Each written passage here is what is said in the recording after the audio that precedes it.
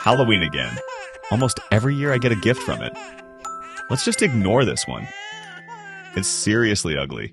Steve, come on, we gotta head out. This one's way better than the last. Buckets on And the it can table. hold loads of candy.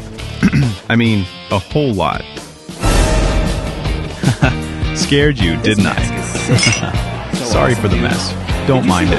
You know how young folks love to party. Oh. And then there's my most important gift. Daddy, this little ghost will protect me, won't it?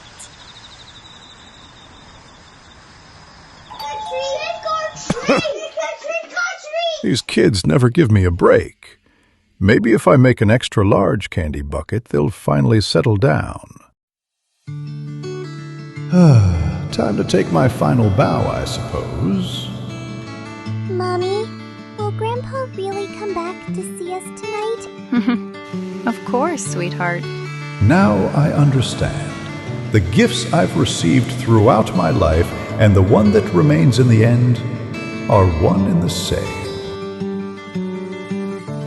Memories.